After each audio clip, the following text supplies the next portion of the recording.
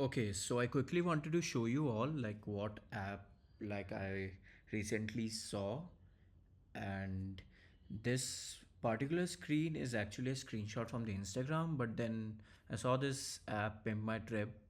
It's actually on the App Store, and I really like the design idea of this whole application.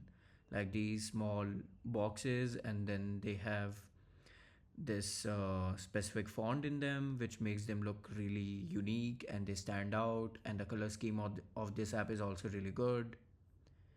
And I would actually like to use some of the design elements from this application to like add it to my own app. And this was this, and then we actually have some of the assets that we are going to use. So I have designed an app logo. You could actually use this. I would provide you with all of these things, but in case if you don't want to use this, you could actually have your own app logo design in whatever designing software you prefer and all, and then you could make this. Let's how about we open Xcode, select iOS, then we select application, and then we click on next, and let's just name this my my social media media app. And it's completely up to you what name do you want to put here. The team, obviously would select a team where you already have an Apple developer account, and even if you don't have, you could actually skip the last part of this course and you would still have this one portfolio app to showcase. And there's your development thing. And how about we put this here, so the bundle identifier goes like this: my social media app. And don't worry too much about the organization and the identifier right now, because when we will be working with App Store Connect and everything, we would actually learn how you could register your app bundle identifier onto the App Store Connect as well, so it makes things easier on the Apple developer website and all. So for the interface, you would select Swift UI, the language is Swift, storage would be none. You don't need to include test, and then we could click on next and select somewhere where you can store our application. So this is here, and I would actually not prefer using the the preview inspector, because it just makes the whole thing very slow. So let's just zoom in, and here we are with the application. And how about you could just select one 15 plus or something, and just build the app once on that. So we would continue to use this specific phone for that purpose.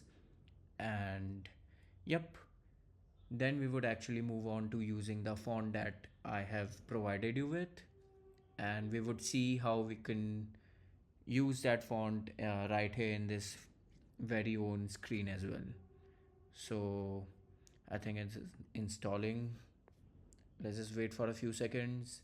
Meanwhile, how about we just import our font right here, and it would ask you to add to targets. This must be checked.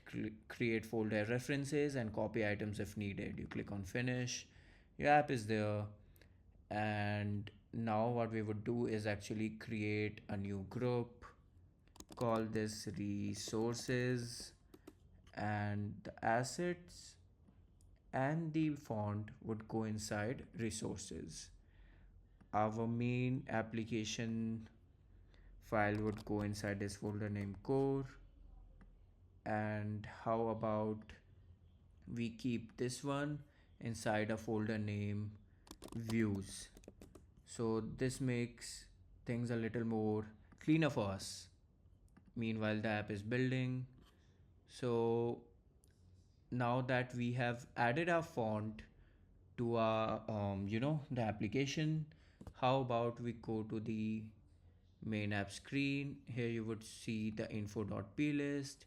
You right click on any of these and click on add row. You type in fonts provided by application. Once it's added, you click on this arrow, and besides item.0, you would actually triple click on this, copy the entire thing, go back to info.plist and add this here and click on enter. So once you have done this, okay, it's still building.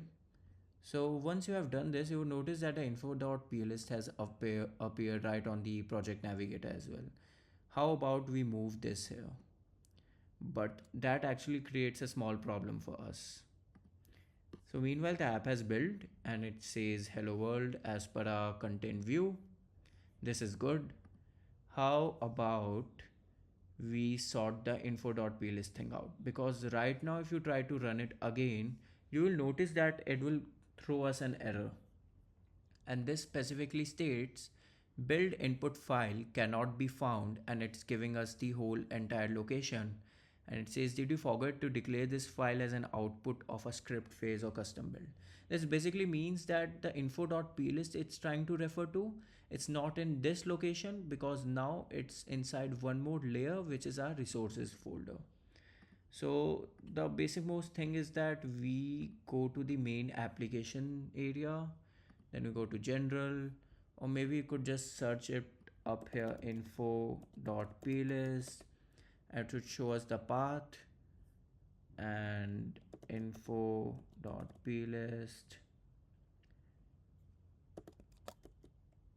Click on enter, you scroll down a bit, it says info.plist file.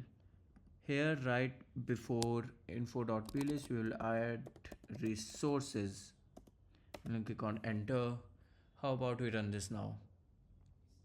So now it builds. So that is one thing done, and let's just wait for it to get built. Meanwhile, if you just go to the resources section assets, we would use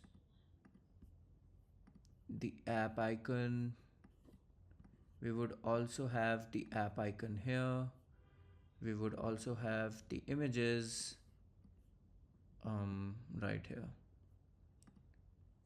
So if you see, there are the images that I have used somewhere inside the app for like profile pictures of sample users as well as for some background artwork. So I just got all of these from some sample app on Behance as well. So it's completely up to you which kind of illustrations you want to use inside your app.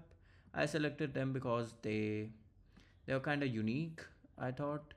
So this is it. I think we don't even need these profile images here, so we can delete them from here because we would actually need them inside our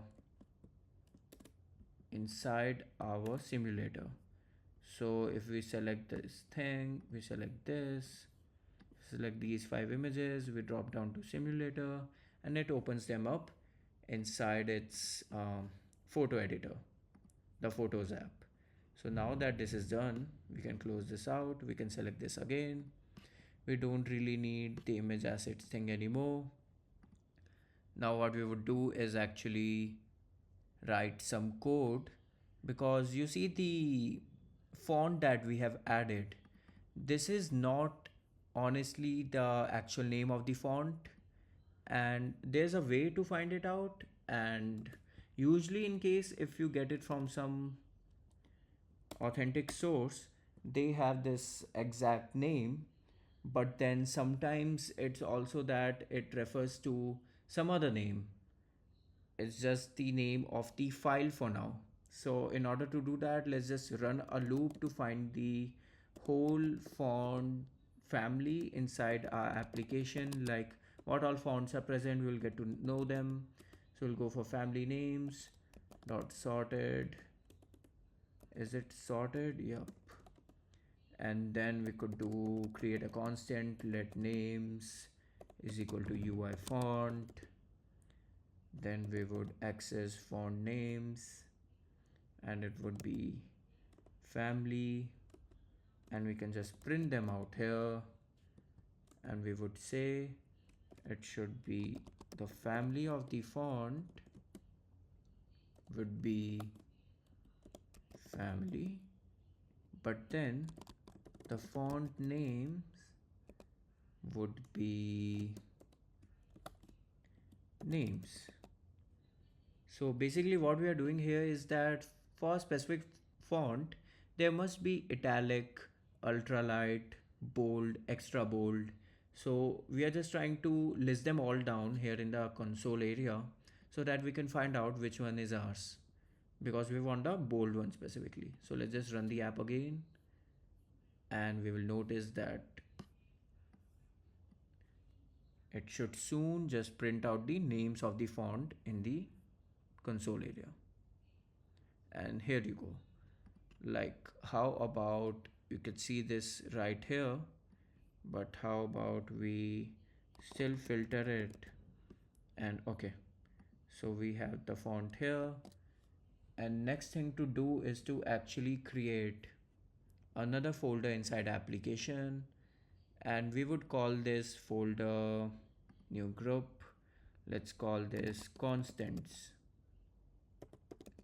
because we're going to be having constants both for images, colors, fonts as well. So how about we create a folder altogether for all of these stuff, and we create a Swift file and we call it fonts, and we click on create. Now that this is made, we could just easily write a structure. We will call it fonts, and this is just to easily access the font name because we don't want to hard code it every time we want to use it, because that makes it really hectic in a way that you have to go again and again, check the right spelling, put it all down. Now you could easily just access it using fonts.bold and it would give out this value, and it's easy to use it that way. So now that we have done this much, how about we go to our views and we just use it here. We'll say font. Now to use a custom font, you initiate a font class, you write custom, then in the name you would actually write fonts dot bold and the size would be 30. So how about we give it a go and see for ourselves if it's working or not.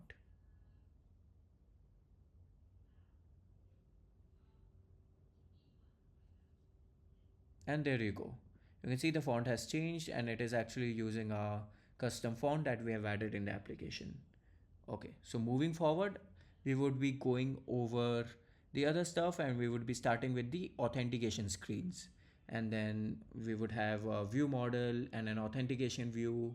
And we would actually start to integrate Firebase also shortly after. So first, let's just create a basic UI with buttons and all, and then we would integrate a whole project with Firebase. We'll register our app onto Firebase, and then we could just start using the Firebase functionality there onwards. Okay, so I hope to see you in the next video. Thank you.